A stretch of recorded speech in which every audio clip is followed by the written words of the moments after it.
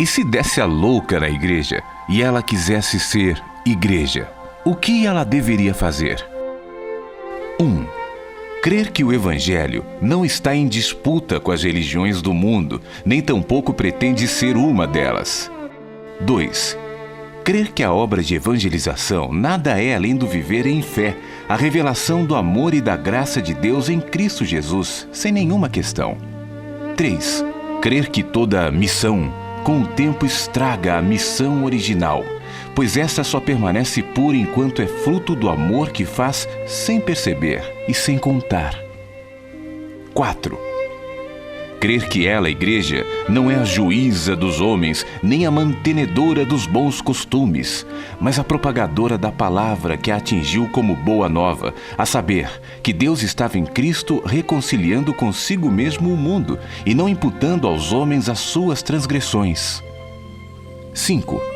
Crer que o Espírito Santo é vivo, livre e soberano, e que a palavra é viva e eficaz, sendo o trabalho do Espírito e da palavra convencer os homens do pecado, da justiça e do juízo, não sendo esta, portanto, a tarefa da igreja. 6. Crer que ela é a comunidade dos que foram chamados nos becos, vielas e antros da terra, conforme a parábola de Jesus. Isso porque os filhos de Abraão, segundo a carne, não se acharam dignificados pelo convite, e portanto dela se espera que aceite o convite, que se vista com as vestes da justiça da fé e que não questione a presença de ninguém nas bodas do Cordeiro. 7. Crer que por uma questão de ordem histórica e funcional a igreja se mostra como igreja, e que é parte do movimento de cura desta buscar ser sempre aquela. 8. Crer que a única leitura bíblica que não perverte a consciência no caminho da lei, da moral e da religião é aquela que tem em Jesus a sua chave hermenêutica, sendo que depois dessa compreensão e fé, a única questão a ser levantada pelo povo de Deus ante a leitura da palavra é: como foi que Jesus interpretou essa questão com as ações de sua própria existência humana? É no espírito dos gestos de Jesus que a palavra encarnada se explica e se mostra aos nossos olhos.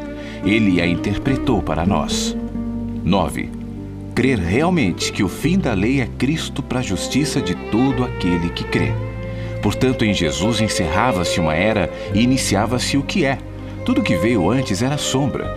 Nele, em Cristo, estão todos os tesouros da sabedoria e do conhecimento. Nele está todo o saber para a vida. 10.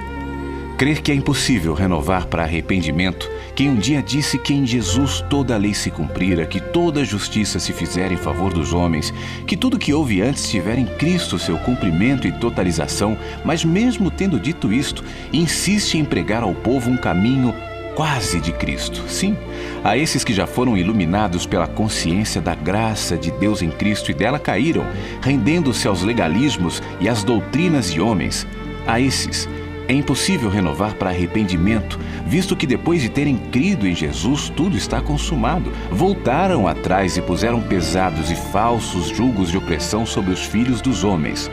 Esses não sabem mais o que é arrependimento e gratidão, esqueceram de quem são, visto que trataram a cruz como quem pisa nela e a desprezaram como o feito que fez.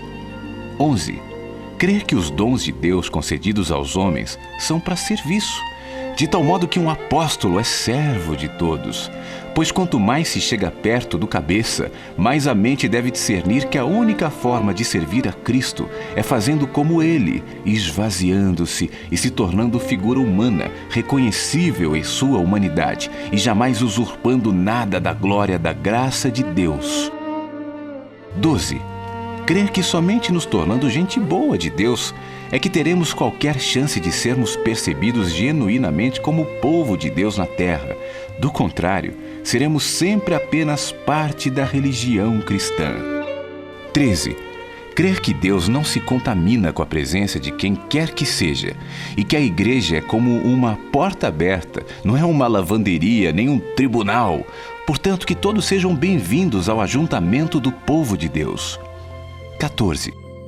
Crer que Deus não está chamando clones para formar a igreja, mas chamando indivíduos completamente únicos e singulares, e que todos terão de fazer seu próprio caminho na graça de Deus.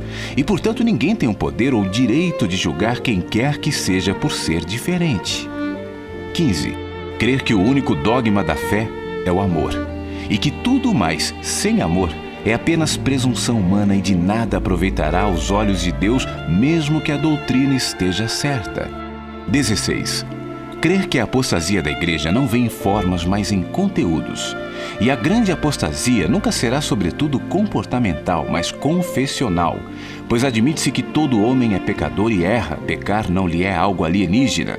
A palavra de Deus, porém, é perfeita, por isso, falsificá-la, negando a graça de Deus realizada e consumada em favor de todos os homens, é desvio da fé e é a grande apostasia. 17. Crer que a língua é o pior veneno do homem, e que é pela língua que a igreja mais ofende a Deus e ao próximo, com seus juízos, certezas, arrogâncias e delírios, sendo, portanto, imprescindível que todo e qualquer progresso espiritual seja medido pelo modo como os homens usam a sua própria língua em relação ao próximo. 18. Crer que, se desejarmos ser aproveitados como servos no reino de Deus, temos de nos desconverter de todas as nossas práticas, valores, importâncias e dogmas anteriores, visto que o Espírito não tirará pedaço de pano novo para remendar as vestes velhas. Cada geração tem que ouvir a palavra com os ouvidos do dia chamado hoje, que é dia de salvação. 19. Crer que ter a mente de Cristo não é possuir conhecimento técnico da Bíblia, mas ser capaz de olhar a vida com o olhar da misericórdia, da justiça e da graça. 20. Crer que Deus deseja prosperar o seu povo no corpo, na mente e no espírito, e que o sinal de tal prosperidade é a gratidão, o trabalho honesto e a devoção integrada à totalidade da vida. Se começássemos por aqui, já veríamos os milagres terem início.